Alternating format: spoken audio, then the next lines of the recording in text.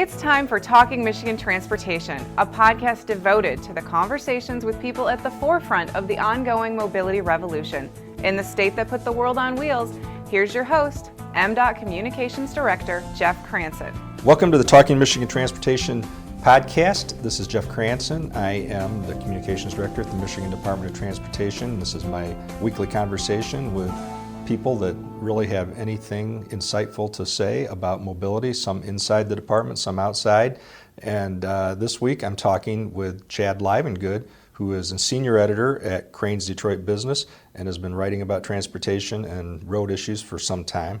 So thanks for coming on, Chad. Yeah, thanks, Jeff. When I moved back to Michigan in February of 2012, I had been out of state for 4 years as a political reporter in Delaware and Missouri. Split time covering those two legislatures. And when I came back and joined the Detroit News and was in the Lansing Bureau, Gary Heinlein, longtime Lansing Bureau reporter for the News, now retired, one of his first sort of insightful comments to me was, "We'll never write enough about the roads." He was like, "The legislature will do something, we'll write about it, and then the roads will get worse again, and we'll start writing about it."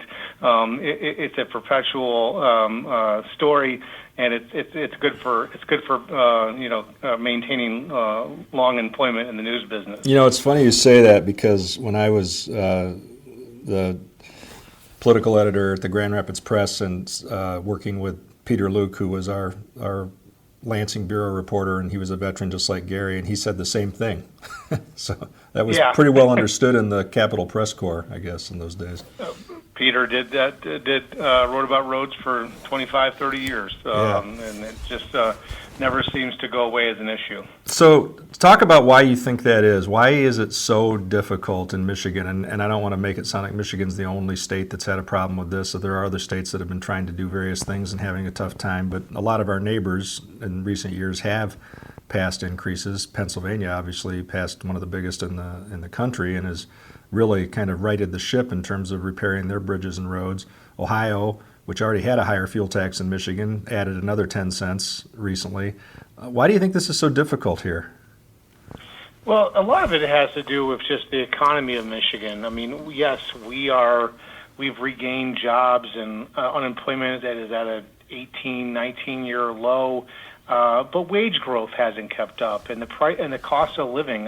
Yesterday I gave a presentation to the Michigan Association of CPAs and noted that cost of living in Metro Detroit from 2017 to 2018 went up 3.2%, and wage growth was 2%. So people are feeling crimped more and more, and so they don't, the reflexive opposition to taxes and higher taxes to pay for this type of infrastructure just kind of kicks in. And the other part is we are a state that is essentially stagnant in population and has been for the better part of 3 decades. And so when you're not growing and you're not seeing the kind of need to lower congestion, you're just basically trying to maintain the roads that you built when you were growing.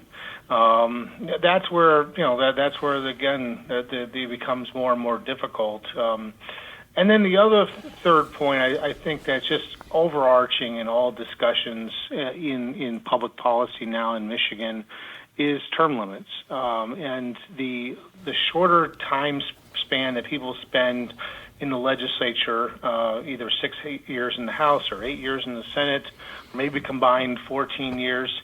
They just have less and less time to get up to speed with the issues and also sort of master it in a way that we would expect a lawyer to master bankruptcy law if they're a bankruptcy attorney, or a physician who has a specialty in pediatric care.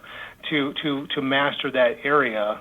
We don't have that same expectation in our society for legislators, and so because of that, almost as soon as they become pretty up to speed and understand the facts and understand the issue, the Constitution sweeps him out of office, or they try to start running for the next office, Senate, or they try to become a county clerk again, or some other position, or they're trying to get appointed to something, and that just changes the dynamic in Lansing, and it's almost always happening. Almost every 6 months, there's some kind of movement of the chairs, even though term limits technically gives you all this time. People are coming and going, more frequently, it seems. So a lot of people agree with you about term limits being, one of the biggest policy issues that we have to solve, including the late Senator Glenn Stiles Sr. from Grand Rapids, who was instrumental in getting that issue on the ballot and passed, and later said that it was a mistake. Yeah, I mean, there's a lot of people who have over time had regret about that, and maybe even increasing heartburn when you see this kind of big monumental issue like infrastructure basically linger in the legislature for the better part of a decade, and this is.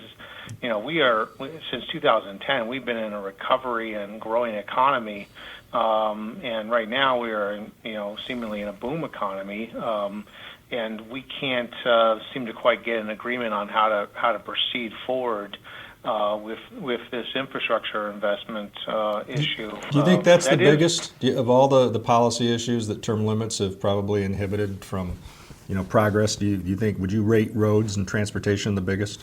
I would. I mean, it took basically a changing of the guard in Lansing to get real, genuine wholesale business tax reform in 2011 with the election of Rick Snyder and the Republicans taking over the entire legislature in the 2010 election. Then they were able to come together sort of remarkably when you think about it with passing the Healthy Michigan, expanded Medicaid. I mean, the Republican governor was able to convince a more conservative legislature to adopt a portion and enshrine, really, in law for a long time, most likely, a piece of Obamacare, and yet they can't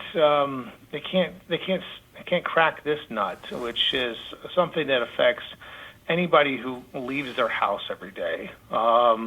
And has to go to work or take their kids to school, or just transact business. Everything you do, and it affects everything. Yeah, and whereas Healthy Michigan Medicaid didn't affect everybody, didn't affect all 10 million people. It provided health insurance to 700,000 low-income residents, and certainly affected the bottom line of hospitals and doctors, but just didn't touch the people. Even the way roads touches people more than schools, and that's like the next big kind of lightning bolt issue that we always seem to be fighting about is education and funding for education and standards for education and reform for education. But roads is even more universal than that. Well, unfortunately, some public policy long ago in Michigan more or less pitted roads against schools in a funding debate, and that's by assessing a sales tax on fuel that mostly goes to education. Yeah, and that continues to fight out or play out in this ongoing fight. And is one of the really nagging things when I talk to just average motorists or business owners about roads. They do not like the fact that there is something north of $800 million effectively siphoned off at the pump and sent to schools and cities. It's not that they don't support schools and cities; they just think that all taxes paid at the pump ought to be going into the roads, and because it's sort of the purest form of user tax. And the more you drive, the more gas you use, and so that is a big nut that someone has to crack at some point. I've been writing about that since 3 speakers ago of the House, since Jace Bolger really framed that issue better than anyone probably has, and his three predecessors or successors, rather, have all continued to carry that torch. There can be no long-term road funding deal without ensuring all taxes at the pump go to the roads. Well, so I don't remember in 2010 when I was still with the press and MLive, and we did a project called Michigan 10.0, and we looked at a major public policy challenge, in each monthly installment. And when we did roads, we found we did a lot of discussion on tolling and found that there wasn't a lot of interest in that in Michigan, and that is a even purer user fee than the gas tax, as you know. And there's a lot of reasons why Michigan abandoned a turnpike commission in the early 50s and decided they were going to do, all federal aid for their freeways and not do tolling. But if cars are getting more fuel efficient, which we know they are, and it's kind of a diminishing return, and you've studied this a lot. So what do you think about the future of tolling or vehicle miles traveled as a way to assess people for, the roads?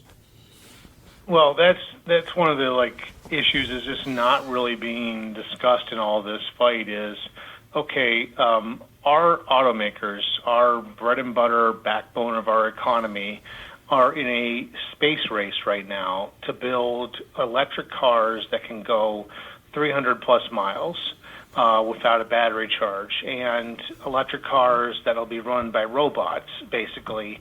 And they're investing heavily, especially GM and Ford. And so they're doing this with the future in mind, and we're still fighting over gas taxes. And that's why, when I see some proposals, just one recently floated about, okay, if we put a sales tax on the ballot, we'll then give people a tax break on their vehicle registration fee, the birthday tax. And to me, the vehicle registration fee is the simplest once-a-year tax for users that is insured going forward. If you own a car, you got to pay this tax. Yeah. Because if you own an electric car, you're not paying the kind of the same exact gas taxes as your neighbor with the same Ford Escape, but not that guzzles gas. And so that vehicle registration fee seems like the most stable, and actually, if you look at the numbers, it is the one that has continued to grow at or above inflation for years. Well, and that's partly a result of the way that we structured our gas tax in the 1997 increase. There was never an inflation factor added to it, which, as many people have noted, if that had been done in 97, we probably wouldn't be having this fight because it would have gone up with inflation so that the time value of money kept up with the cost of construction. It would have had to have been a little more than 4 cents. But yeah, if you had done, say, 10 to 12 cents and adjusted it for inflation, indexed it, then we wouldn't be having this fight. And that's what a lot of states have done. That's what Pennsylvania did a few years ago when they passed a pretty groundbreaking, a Republican governor worked with his legislature to pass a real wholesale change. And so I think that Representative Brixey has been talking about in her town halls going back to 1951 and Act 51, if starting then we had just indexed what the fuel tax was then to inflation, we wouldn't be. In fact, we'd be at 45 cents higher. So that's, sure. Yeah. So, I mean, these kind of look backs, and if we had done this a half century ago, they're nice academic measures, but they're not going to fix any damn roads right now. Yeah, they're not changing anybody's mind either. So tell me this, when you talk about fixing the roads, you talked earlier about Michigan's population staying flat, and that's true. It's bounced back some. But with the booming economy, a lot more people are driving now than they were, 10 years ago at the depths of the Great Recession. And you see it yourself anecdotally on the roads that you're on, I'm sure, and I definitely see it on the roads I'm on. When people say fix the roads, mostly I think they mean, I have a rough road and I'd like it to see fixed. But I think some of them, they do think that's congestion. I think let's mitigate, my congestion, whether it's on I-96, around Kent Lake area where, MDOT's talking about another flex route similar to 23 where you use the shoulder just at peak times, which the Federal Highway Administration will allow as long as it's not a permanent lane. things like that. Do you think that sells some people? Because when they say fix the roads, they mean, help my commute, give me capacity? I don't talk to a lot of people about capacity as much as what they, the condition they're driving on. But certainly, if you can lower the capacity, the other thing that you hear, and this is almost, I think it's bipartisan, is that people want to see truck weights re-examined. And I'll give you an example of one. I got one road I went on yesterday. I was trying to get from my house in St. Clair Shores to Livonia Laurel Manor Conference Center for that CPA conference I was speaking at in their breakfast. And I was on 696, and Google basically tells me, you got to get off. It's going to get bad west of Mountain Road. So I got on the Mountain Road south into Detroit, or in South Warren and into Detroit. And that Mountain Road is wavy as all get outs, and you can't tell me that was done by vehicle cars, because that road gets tons of truck traffic. Now, at the same time, that truck traffic is economically vital. I've written this before. Mountain Road is responsible for a very large percentage by itself of the state's GDP. You've got the Warren Truck Plant, Ford's got a parts plant, Sterling Stamping for FCA, and then also the road leads down south in Detroit toward the industrial areas of the east side of Detroit, including General Motors' Detroit Hamtramck plant. So it's a pretty vital road. But if you're driving that in the morning, it is a wavy mess right now, and so people see that, and I think that anger about trucks is definitely real out there. Oh, yeah, I agree, and I didn't understand it as well. The unique science behind per axle loadings versus total gross weight, and I've come to believe in it. It's just like if you stand your refrigerator upright and concentrate the weight versus laying it down. But at the same time, I think it's a discussion that we should have, and it should be roundly understood and debated. And if it is a matter of making trucks pay higher both fees for permits for their heavy loads and deciding to change the way that's configured, I mean, we could do a whole podcast on truck weights. But we did come a long way. The one of two good things about the otherwise very disappointing 2015 roads package was that it did achieve diesel parity for the first time, and that does require the trucking industry to pay more. The only other thing I'd say is that whatever we do to make trucks pay more and the companies that own those trucks, it's going to get passed on to consumers. Yeah, and I get that I get the science of the axle weights, and I've written about this, but my feedback I see from readers is they don't understand it. And I'm sitting here right now at the Crain's headquarters, Crain Communications headquarters. I am watching the flyover ramp over 375, for the northbound traffic going on 75 to Flint, and there is one 11-axle truck carrying either gravel or they're carrying pieces of Detroit homes that have been torn down, demolition, or fuel trucks, one after another, kind of crossing that. It's hard to explain to people per axle weights for the general public to get that, much less 148 members of the legislature who then have to go out and actually communicate that to the people in public. So somehow someone's got to kind of figure out how to find a compromise with the industry that doesn't put tons and tons more trucks on the road, but makes it look like, at least symbolically, they're paying a higher share of cost of the roads that they're beating up. Yeah, I think it's something that should be discussed, but I also think that there's no doubt that you've become a complete policy geek if you're now counting axles. Well, when I did that axle story back in February, I was driving home from Lansing back to Metro Detroit, and I was trying to think about where we could get a good photo of some trucks. And I was driving by, a 986 at the Howell exit, where they got all the the discount mall there, what do you call it? Outlet mall. Driving by the outlet mall, and I see there's this wall up against the highway, and it's like right next to the parking lot of like a Burger King. And I'm like, hey, I could just like sit on that wall and take pictures myself. And so I pulled up and had dinner, basically a sunset dinner, waiting for 11 axle trucks to drive by so I could get pictures of them. That's too bad you couldn't have the whole family along. Yeah, well, no, I usually leave them in the car when I do those kind of things. But yeah, sometimes you just see things and you gotta capture the moment. Yeah. So you're the first reporter, I think, to really kind of zero in on this link between land use and transportation policy.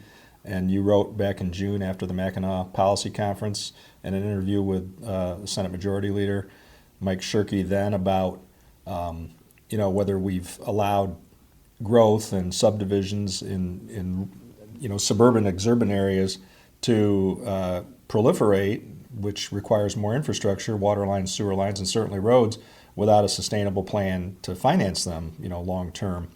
And this came up again as the senator talked about it on the island this weekend at the Republican conference this past weekend. And I just wondered, what kind of feedback are you getting since that's been resurrected, and what are you hearing from people about that?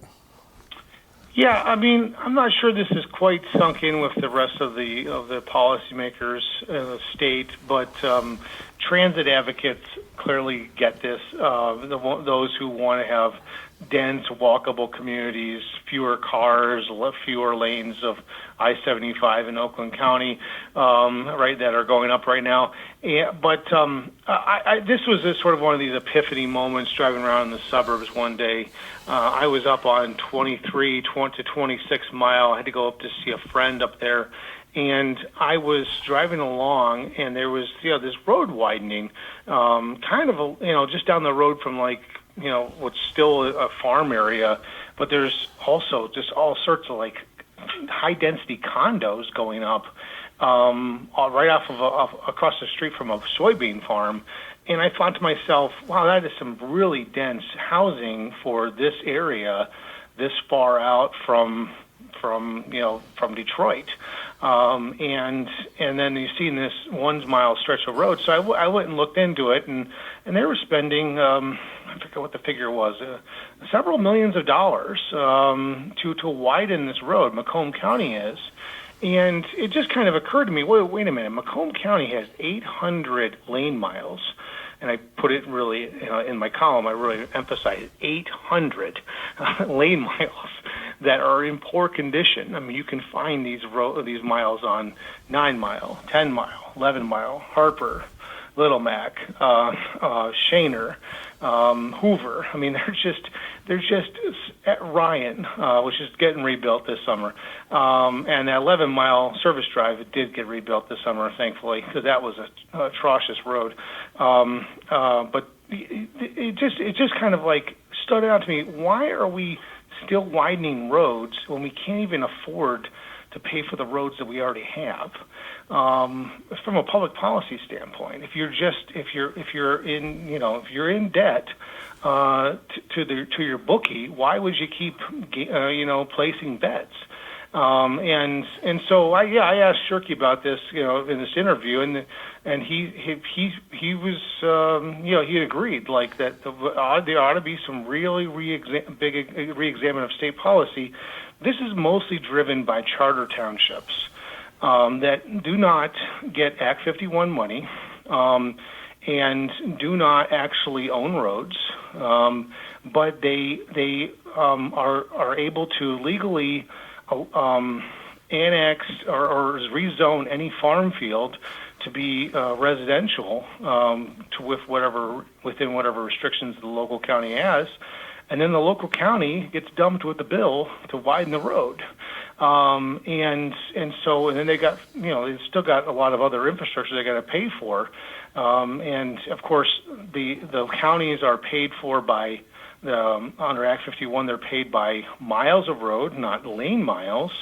and so their 4-lane road gets the same amount of money as a 2-lane road in Huron County. But the dilemma, as you know, is that the township planning commissions think that this is an economic driver. We're creating, more property taxpayers, and just growth is good. So, well, that is the prevailing thought for like the last half century. But I'm kind of questioning whether we are at a tipping point on that, because you got more and more of these older suburban roads that just cannot be kept up. If Macomb County had, and Oakland County too, they have 500 lane miles. If they had the money to replace that, they would. The Oakland County Road Commission replaces or repaves fewer than 75, 80 miles a year. And then there's we're not even counting all the poor or the fair condition roads, which from covering this issue since 2012, I really have started to think that the legislators actually have discounted the fair condition roads as a liability, because since we've been debating this thing in and out for 7 years, a lot of fair condition roads have switched to poor condition roads. I dug up a chart mostly to sort of make a point. I had a little Twitter spat with State Senator Eric Nesbitt from Van Buren County, and he who served 6 of these years in the House, and now he's a state senator. And I looked up Van Buren County's Pacer road condition report, and in 2003, 1.5% of the county's local roads, not the state ones, just the local ones, 1.5% were in poor condition. In 2017, 47.5% were in poor condition. Talk about a major swing. And I thought it was so instructive of what has been the side effect of this, that we had this, the gas tax increase in '97. It was a big bonding effort by the state in the subsequent years. It repaved a lot of roads, made things look really nice, early 2000s, and then the bills came for the bond debt. The payments started. The actual outlays per capita really kind of declined, and we just kind of let everything just kind of go to rot. That's right. And I understand when you talk about transit advocates and multimodal advocates, and basically urbanists, people that want to live in a dense place and think that's better for them and the environment. And I also understand the dilemma, because when you raise this issue and you focus on those subdivisions and those county roads that were added or expanded to accommodate those, then the urbanists bring up the I-75 project in Oakland County that you mentioned a while ago. And I feel like I understand both sides of that debate. I understand why a lot of commuters and a lot of people hauling commerce wanted more capacity there, heavily congested, as you know, especially now during the work. And every time this comes up, people say, it's induced demand, right? You add capacity and then more people drive on it, and it's bad for the environment. Sitting still in traffic and idling in congestion is bad for the environment too. And a lot of people consider themselves pretty environmentally conscious, and yet they commute, a half an hour or 45 minutes every day. I kind of feel like everybody looks in the mirror and sees an environmentalist. We all make our choices about what we do. I don't know, how would you try to balance that? And should the freeways never have been built? When Al Gore Sr., the senator from Tennessee, Al Gore Jr.'s father, the Democratic senator who carried the water for the interstate system and worked with Eisenhower for that, he didn't foresee what it was going to do in terms of sprawl and what it was going to do to how we live and, where we decide to leave a city and all those things that go with that. So how do you put that genie back in the bottle? You really can't for Metro Detroit, and so but you got to start thinking about sort of adaptive long-term living. And what I'm kind of trying to raise the point with these short-term legislators policymakers is that their decisions now will have implications for decades. And so if they don't crack this nut on how to fund the current infrastructure, how are we going to build more infrastructure? I mean, just several months ago, back in the wintertime, I was at a Business Leaders from Michigan forum up in Lansing. You might have been there too. And Albert Perez, who is the CEO of McKinley and Associates, this is the real estate development management company out of Ann Arbor that Ron Weiser, former Republican Party chairman, founded and made his wealth off of, which has been transferred to Republican politics for the last quarter century. Right. Albert said, "Look, there are markets in Michigan we're just not going to go to anymore, and they're big apartment complex builders and managers. We're not going there anymore because the infrastructure can't support it." Well, wasn't his presentation the one that focused on Florida and their investment and what they're doing? Yes. Yep. Yeah. And he said that's why we're moving south. He, without saying explicitly, he basically said we're taking Ron Weiser's money and we're going to Florida and we're going to South Carolina and we're going to Georgia, and not just because of the weather, but because there's actually more strategic plans in place long term for funding infrastructure that supports economic development. Yeah. And so Florida spends a heck of a lot more on roads than Michigan does. Yeah, and he didn't have to say it, but he was basically pointing at places like Macomb County and Livingston County and maybe even Ottawa that can't support larger and larger developments now because there just simply is not new money available to support that additional infrastructure. So, I mean, as far as your first question about what do we do about all these highways we built, I can't undo that. Neither can, and no one can. So we have to figure out how to make it work long term. And clearly, right now, when you got 45% of the roads in Metro Detroit are rated in poor condition, it's going to get worse in the next 10 years. It's clearly not working. It's so difficult because if you're going to have to rebuild a major freeway like that segment in I-75 in Oakland County, and you know now things that you didn't know 50 or 60 years ago in terms of safety and in terms of how congestion relates to crashes, would you be remiss if you didn't include some expansion? And I think that was the prevailing argument, Maybe this is where the vehicle miles tax someday comes into play. That will actually be a public policy that will encourage people to live closer to where they work and not drive as much. Or pay a premium if you do. It's set. Yeah. It depends on how you set that, and how you, and also it's going to greatly depend on the technology and getting it into vehicles, which it just seems like that's a 20-25 year proposition to try to transition to something like that. Maybe we start as a state with autonomous vehicles. Okay, we're going to put autonomous vehicle fleets on the roads, and Ford has said they're going to do it by 2021.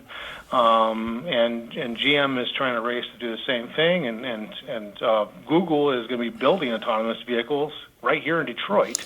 At an old American Axle plant. Well, and maybe we start with those vehicles and tax their miles and see where that goes. I think that probably is a good policy discussion to have too, and we should definitely talk about autonomous and automated vehicles at some point because it's happening gradually. If you ask people now if they want to give up the wheel, the vast majority would say no. They think everybody else is a terrible driver, but I'm a good driver.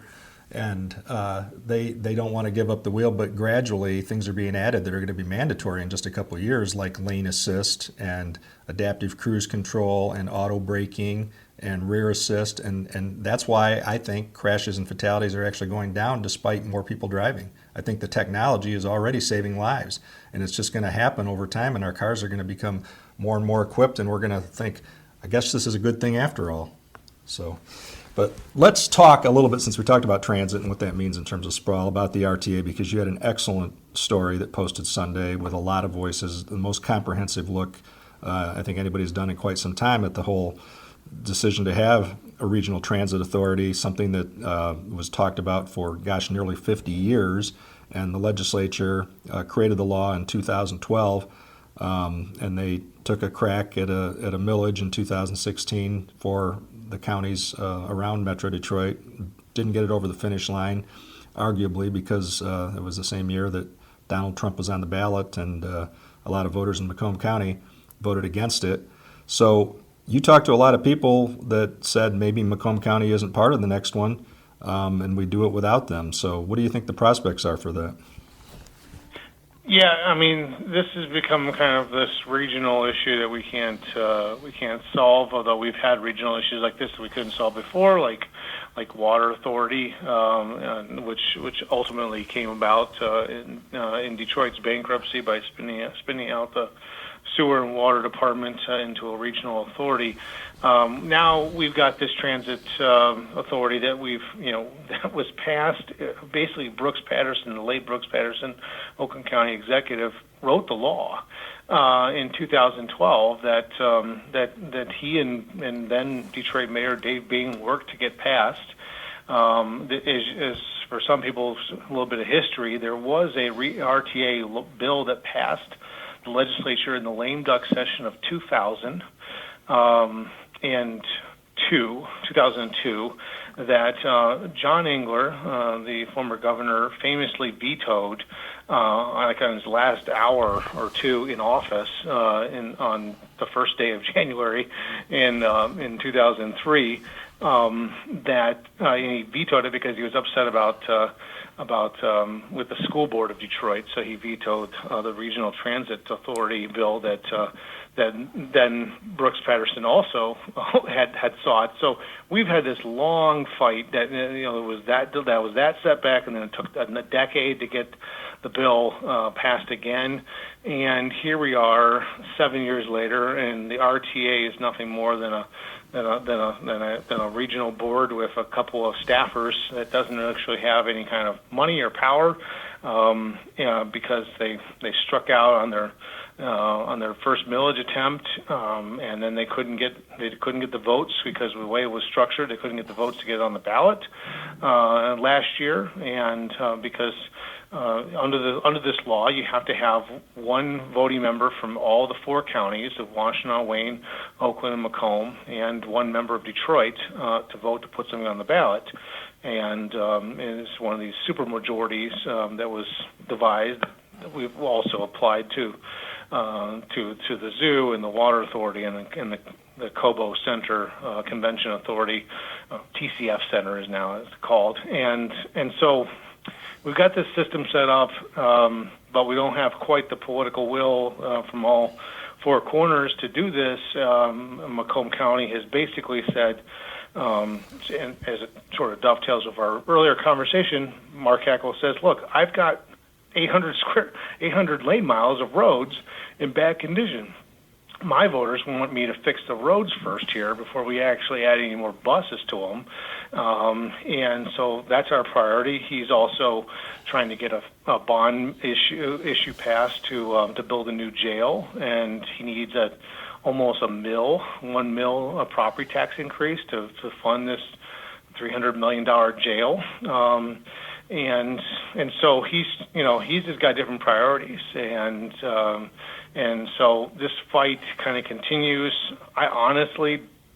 I'm skeptical that anything is on the ballot, but they're looking at ways to maybe just split off from Macomb and do county by county millages for transit that would be separate and above the existing millages that taxpayers in certain communities of Oakland and Wayne County pay into the smart suburban transit bus system already. So when you think about the Amazons in the world and the modern workforce and what younger workers want and what other cities have, and then you have a mayor that you quoted, from a part of Oakland County that wouldn't be as supportive of an RTA, saying if you're flying in to Detroit because you want to get out here, you don't jump on the blue line and then the green line and then you're here. It's an Uber or private transportation. I don't know what that means when we're competing with places like even Cleveland, where you can get on a train from the airport and get downtown.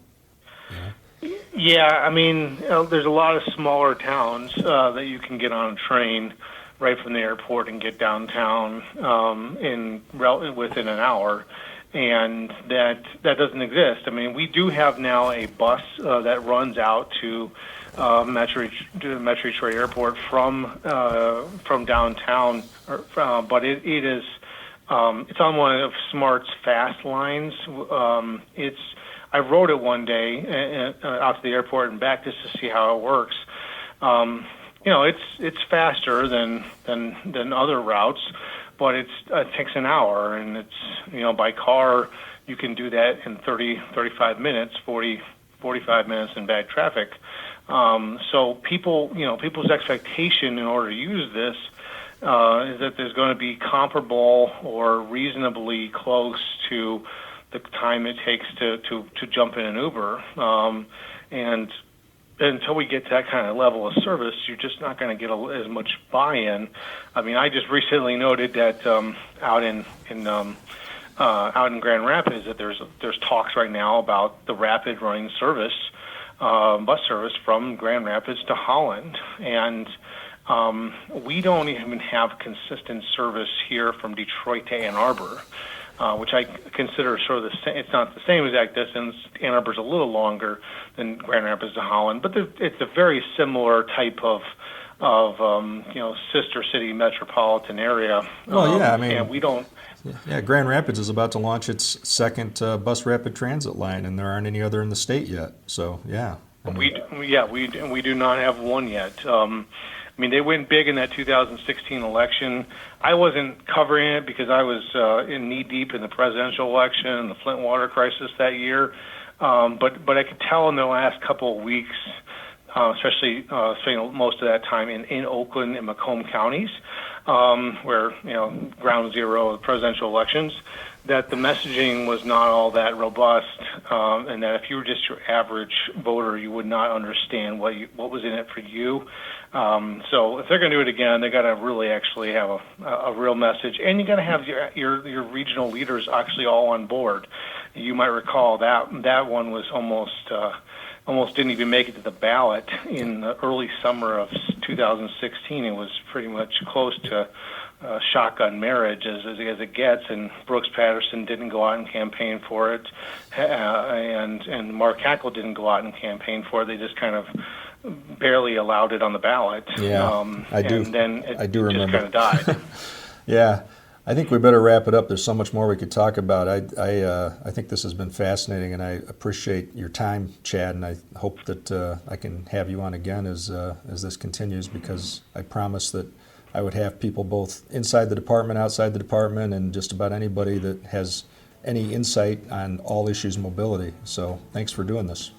Well, I appreciate it. I'm happy to do it. And as I said at the outset, that I'll always be writing about roads. That's a wrap for this edition of Talking Michigan Transportation. Check out show notes and more on SoundCloud or by subscribing on Apple Podcasts.